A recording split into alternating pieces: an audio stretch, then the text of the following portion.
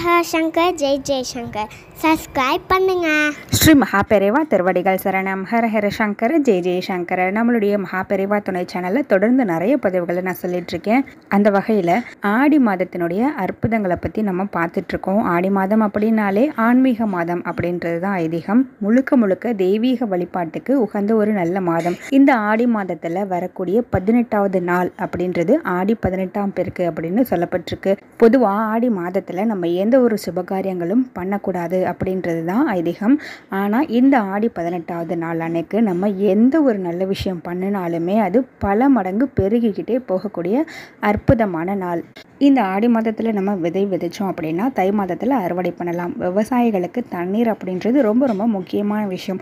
விவசாயிகளுக்கு மட்டும் இல்லைங்க, உலகத்தில் இருக்கக்கூடிய அத்தனை ஜீவராசிகளுக்கும் நீர் அப்படின்றது இன்றியமையாத ஒரு பொருள். அந்த நீருக்கு நன்றி சொல்லக்கூடிய அற்புதமான நாள் தான் இந்த ஆடி 18ஆம் பெருக்கு.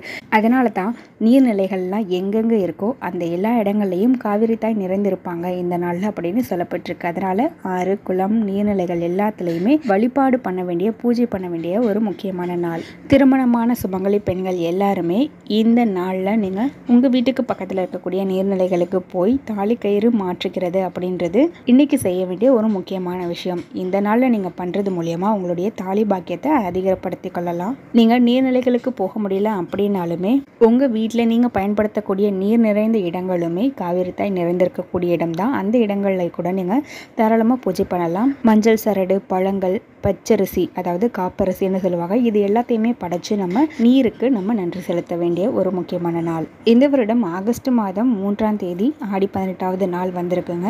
இன்னைக்கு மாலை 4:55 மணி வரைக்குமே சதுர்த்தசி திதி இருக்கு. அதுக்கப்புறமா அமாவாசை ஆரம்பிச்சிடுது.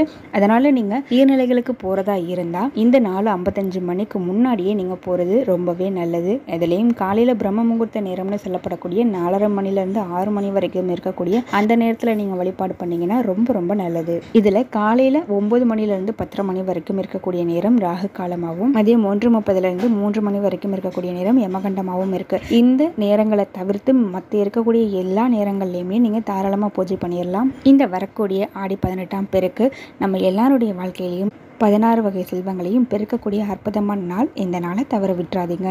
ஹர ஹர சங்கர ஜெய ஜெய சங்கர.